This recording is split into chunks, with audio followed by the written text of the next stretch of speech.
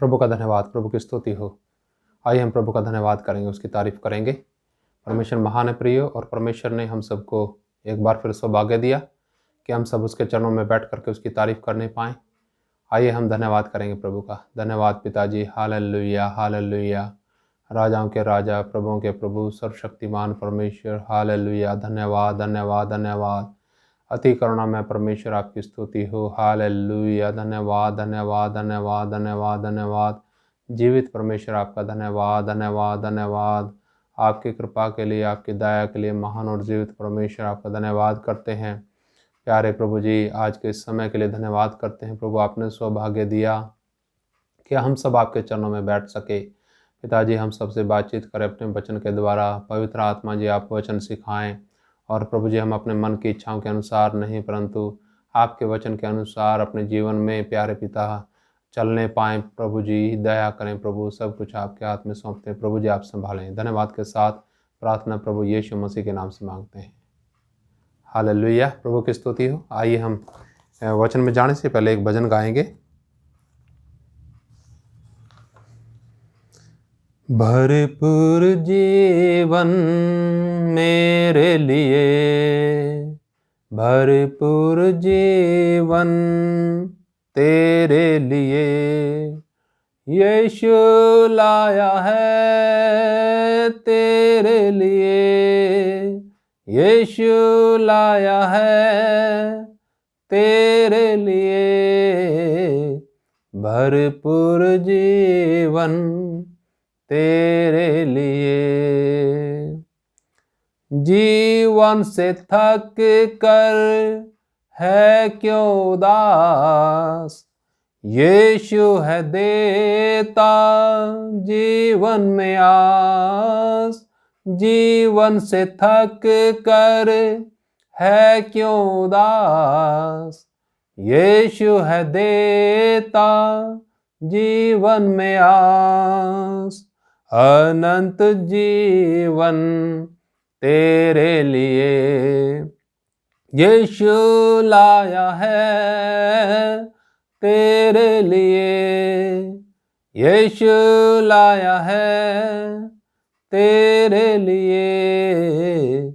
भरपूर जीवन तेरे लिए। खाली है जीवन तेरा है बेकरार, तरस खाता यीशु करता है प्यार। खाली है जीवन तेरा है बेकरार, तरस खाता यीशु करता है प्यार। झरनों सा जीवन तेरे लिए यीशु लाया है तेरे लिए, यीशु लाया है तेरे लिए। भरपूर जीवन तेरे लिए। यीशु बुलाता तुझको, आ यीशु पास, जीवन के जल से पीकर बुझा अपनी प्यास। यीशु बुलाता तुझको, आ यीशु पास, जीवन के जल से पीकर बुझा अपनी प्यास। नदियों सा जीवन तेरे लिए, नदियों सा जीवन तेरे लिए यीशु लाया है तेरे लिए, यीशु लाया है तेरे लिए। भरपूर जीवन तेरे लिए। हालेलुया। प्रभु का धन्यवाद। प्रियो, प्रभु जी भरपूर जीवन देने के लिए आए हैं और प्रभु जी हमसे प्रेम करते हैं। इस दुनिया के अंदर मनुष्य अनेकों प्रकार की वस्तुओं में, अनेकों प्रकार के चीज़ों में अपने प्रेम को ढूंढने की कोशिश करता रहता है, सुख और चैन और आनंद को ढूंढने की कोशिश करता रहता है, परंतु सुख चैन आनंद उसके जीवन से बड़े दूर रहते हैं। कारण क्या है? ये भौतिक जो संसार है ये किसी को सुख चैन आराम नहीं दे सकता। परमेश्वर ने हम सबको इस भौतिक संसार में से निकाला है और अपने प्रिय पुत्र यीशु मसीह के राज में प्रवेश कराया है, परंतु उसके राज में भी इस दुनिया में रहते हुए हमारे ऊपर, हमारे जीवनों के ऊपर संसार का प्रभाव पड़ना वाजिब है। उस प्रभाव से हम कैसे बच सकते हैं? आइए हम थोड़ा प्रभु के वचन में देखेंगे। नए विश्वासियों के लिए जीवन के बारे में निर्देश क्या हैं? जो विश्वास में आते हैं उन्हें करना क्या चाहिए? क्या उन्हें वचन के अनुसार चलना चाहिए या उन्हें अपनी मन की इच्छा के अनुसार चलना चाहिए ताकि अपने जीवन की अभिलाषाएं, इच्छाओं को पूर्ति करते रहें?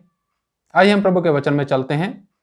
हम इफिसियों की पत्री उसका 4 अध्याय देखेंगे और उधर देखेंगे हम प्रेरितों के काम उसका 2 अध्याय का 42 वचन। हम शुरू करेंगे प्रेरितों के काम 2 अध्याय 42 से।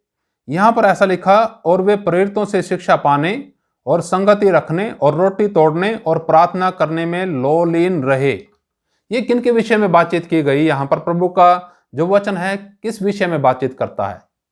प्रियो, यहां पर हम देखते हैं, थोड़ा सा अगर इसकी बैकग्राउंड में जाएं, जब देखते हैं वचन में पतरस ने सुसमाचार का प्रचार किया भीड़ को, तो लगभग यहां पर लिखा वचन के अंदर कि उसने बहुत और बातों से भी गवाही दे देकर समझाया कि अपने काम को, अपने आप को इस टेढ़ी जाति से बचाओ। अतः जिन्होंने उसका वचन ग्रहण किया उन्होंने बपतिस्मा लिया और उसी दिन 3000 मनुष्यों के लगभग उनमें मिल गए। और आगे लिखा है, इन्होंने बपतिस्मा लेने के बाद जो कार्य किया उसका जिक्र 42 वचन में लिखा है। और लिखा वहां पर, वे प्रेरितों से शिक्षा पाने और संगति रखने और रोटी तोड़ने और प्रार्थना करने में लोलीन रहे। ये 4 बातें हैं जो एक नए विश्वासी को करना अति आवश्यक है। हमारे जीवन के जैसे एक मकान होता है, उसके 4 कोने होते हैं, उसी प्रकार से 4 पहलू हमारे जीवन के अंदर होने चाहिए, विश्वासियों के जीवन के अंदर। अगर एक पहलू हट जाए तो जो भरपूर जीवन है या वो जीवन जिसमें परमेश्वर की योजना पूर्ण होनी है वो नहीं होता है। 2 हट जाए तो बिल्कुल ही खत्म है। तो इन बात को समझना चाहिए, इस वचन को समझना चाहिए कि जैसे उन लोगों ने बपतिस्मा लिया तो क्या करने लगे। स्पष्ट यहां पर लिखा है, वे प्रेरितों से शिक्षा पाने लगे। शैतान का सबसे बड़ा दांव यह है कि शिक्षा ना पाए लोग। अपने आप ही थोड़ा बहुत वचन सीखा और बस बन गए पास्टर। परमेश्वर चाहता है सेवक बनाना, इसमें कोई शक नहीं। हमारी भी इच्छा है कि हर एक व्यक्ति जो कलीसियाओं में आते हैं प्रभु के कार्य की जिम्मेवारी संभाले, प्रभु की सेवा करे, लोगों को सिखाए। परंतु प्रियो, सिखाने से पहले हमें स्वयं सीखना अति आवश्यक है। यहां स्पष्ट बताया गया प्रभु के वचन में, और वे प्रेरितों से शिक्षा पाना अति आवश्यक है। और हम देखते हैं ना, एक जगह महान आदेश में मत्ती 28-18 से आगे जब हम पढ़ते हैं तो वहां पर प्रभु जी ने आदेश दिया कि जो बातें मैंने तुम्हें सिखाई हैं, तुमने मुझसे सीखे हुए दूसरों को, उन लोगों को जो चेले बनेंगे उनको क्या करो? मानना सिखाओ। सीखना सिखाना एक मसीही जीवन का अति आवश्यक अंग है। शैतान इसी बात से घबराता है कि विश्वासी वचन ना सीख लें। वचन सीखेंगे तो अंधकार से निकलेंगे। बेशक उन्होंने विश्वास कर लिया है, विश्वास करने से ज्यादा परेशानी नहीं है शैतान को। शैतान को परेशानी है कि अगर शिक्षा प्राप्त करी तो ये शिक्षा प्राप्त करने के बाद शैतान के जो दृढ़ गढ़ हैं उनको ढाने के लिए सक्षम हो जाएंगे। प्रियो, परमेश्वर का वचन कहता है कि हमें शिक्षा पाना अति आवश्यक है। जब तक हम परमेश्वर के वचन की शिक्षा नहीं पाएंगे तो हम विश्वास भी सही से पहचान नहीं पाएंगे कि विश्वास क्या होता है। रास्ता स्पष्ट नहीं होगा जिस रास्ते पे हमें चलना है। इसलिए स्पष्ट पहले वचन के अंदर ही लिखा है कि वे शिक्षा पाने और संगति रखने और रोटी तोड़ने और प्रार्थना करने में लोलीन रहे। यहां पर जब इस प्रकार से उन्होंने अपना जीवन व्यतीत किया तब हुआ क्या? तब हम 47 वचन में देखते हैं, लिखा है, और परमेश्वर की स्तुति करते थे और सब लोग उनसे प्रसन्न थे। समझ रहे हैं आप? सब लोग उनसे प्रसन्न थे और जो उद्धार पाते थे उनको प्रभु प्रतिदिन उनमें मिला देता था। हालेलुया। ये शुरुआती कलीसिया का नमूना परमेश्वर के वचन के अंदर है। आज की कलीसिया में यह नमूना नहीं पाया जाता। होना चाहिए। क्यों नहीं होता?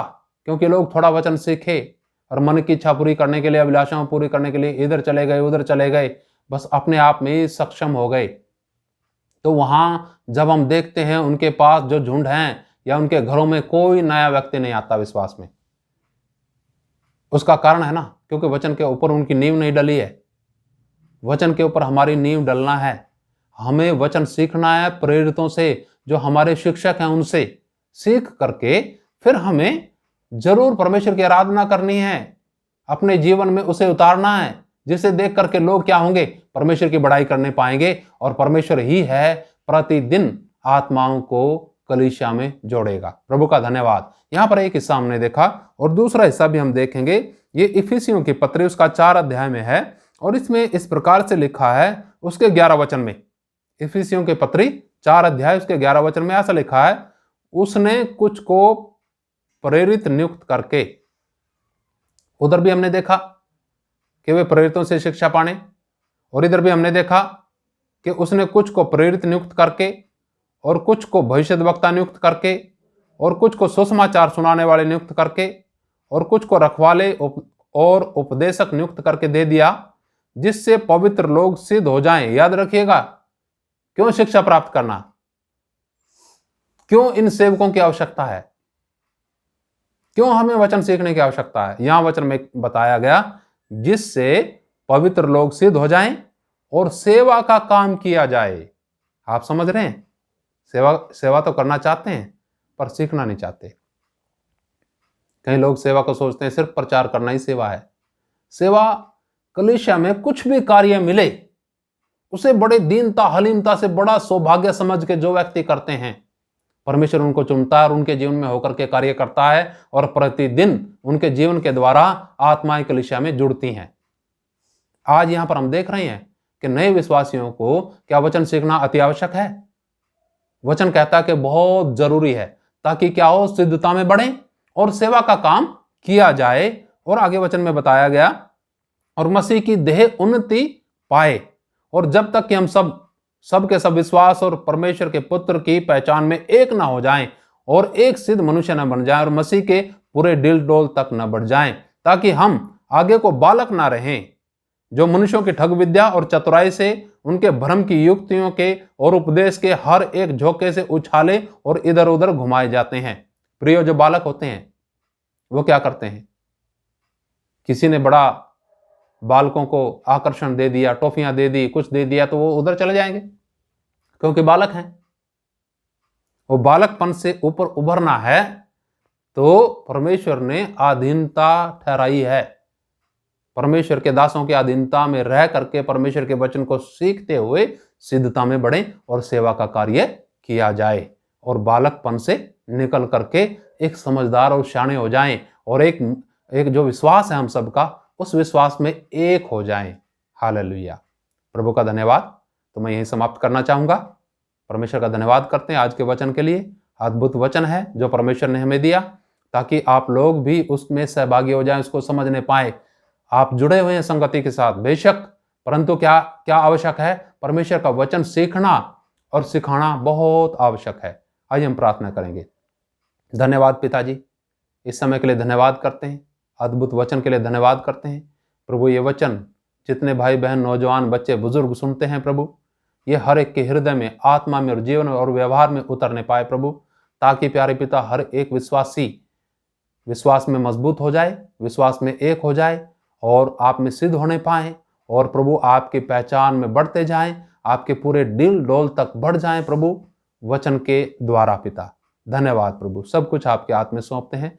धन्यवाद के साथ प्रार्थना प्रभु यीशु मसीह के नाम से मांगते हैं, आमीन। हालेलुया। प्रभु का धन्यवाद। प्रभु आप सबको आशीष दे। सबको जय मसीह की। मरना था।